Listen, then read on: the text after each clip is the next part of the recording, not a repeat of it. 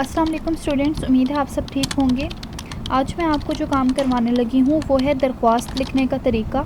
आपको दरख्वास्तें पहले करवाई जा चुकी हैं, लेकिन आज फिर मैं आपको तरीका बताऊँगी कि दरख्वास्त किस तरह से लिखनी है। सबसे पहले दरख्वास्त कहते किसे हैं, इंग्लिश में एप्लीकेशन को कहा जाता है, और दरख्वास्त से मुराद वो तहरीर है जो कि एक स्टूडेंट अपने प्रिंसिपल के नाम लिखता है, या फिर एक आम शहरी किसी अफसर के नाम या फिर किसी अदारे के सरबराह के नाम लिखता है। मैंने आपको पहले भी बताया था कि दरख्वास्त को अर्ज़ी भी कहा जाता है। तो दरख्वास्त में आपने अपनी किसी ज़रूरत या फिर अपनी कोई इल्तिजा या फिर कोई अपना मकसद बयान करना होता है। तो आज आप तरीक़ाकार समझेंगे, फिर आपने ख़ुद से दरख्वास्त बराए बीमारी लिखनी है। यहाँ पर आपके सामने 7 पॉइंट्स दिए गए हैं जिनको आपने जहन में रख के दरख्वास्त लिखनी है।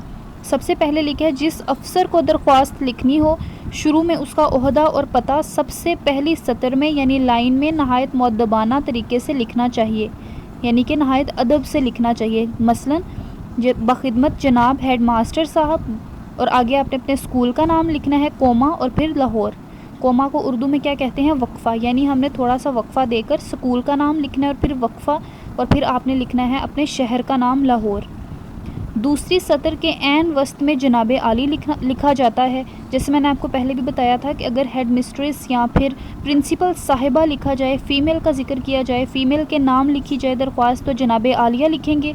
लेकिन अगर हम हेड मास्टर साहब लिखेंगे तो फिर आपने दूसरी लाइन में जनाब आली लिखना है। और वस्त कहते हैं दरमियान को, यानी कि ऊपर बखिदमत जनाब हेड मास्टर साहब, वक्फ़ा, स्कूल का नाम, वक्फ़ा, शहर का नाम लिखने के बाद नीचे वाली लाइन में दरमियान में आपने लिखना है जनाब आली।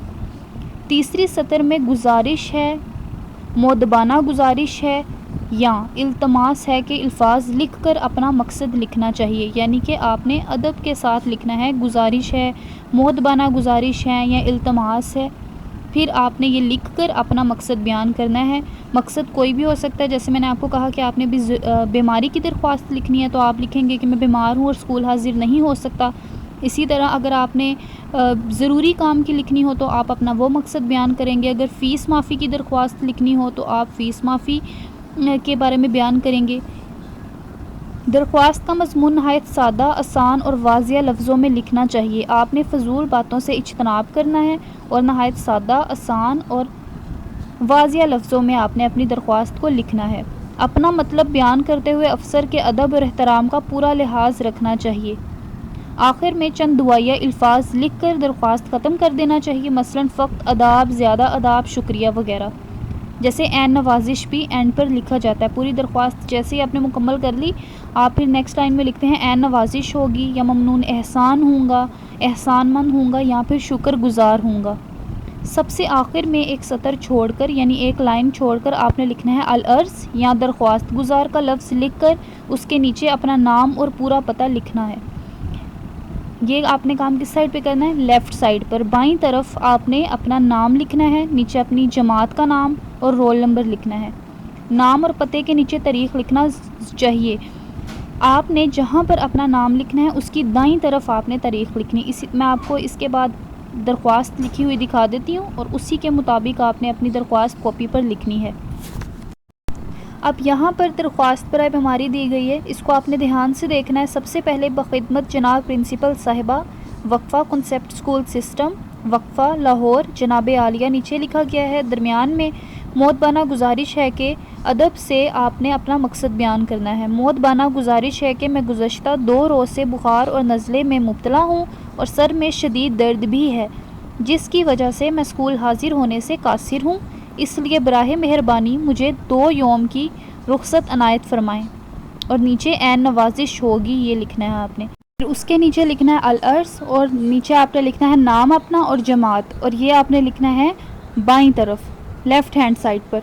और नाम के बिल्कुल दाईं तरफ राइट साइड पर आपने तारीख़ लिखनी है, जिस तारीख़ को भी आप दरख्वास्त लिख रहे हैं। अब आपको एक बार फिर से मुकम्मल दरख्वास्त लिखने का तरीकाकार समझाया जा चुका है। पैटर्न बिल्कुल सेम ही रहेगा, बस आपने मुअद्दबाना गुजारिश है कि लिखने के बाद अपना मकसद तब्दील करना है। फॉर एग्ज़ाम्पल अगर आपने फ़ीस माफ़ी की दरख्वास्त लिखनी है तो आप موتبانہ گزارش ہے یا التماس ہے، لکھنے کے بعد اپنا مقصد تبدیل کریں گے۔ پیٹرن بالکل سیم ایسے ہی رہے گا۔ تو اب آپ کو جو بھی ٹاپک دیا جائے، درخواست کسی بھی چیز کے بارے میں آپ نے لکھنی ہو تو وہ آپ بآسانی لکھ سکتے ہیں۔ امید ہے کہ آج آپ کو درخواست لکھنے کا طریقہ سمجھ میں آ گیا ہوگا۔ ڈائری کے مطابق آپ نے کام کرنا ہے، ڈائری دیکھ کر کہ آپ کو کیا کام دیا جا رہا ہے، پھر آپ نے کاپی پر کام کرنا ہے اور اسے یاد بھی کرنا ہے۔ اللہ حافظ۔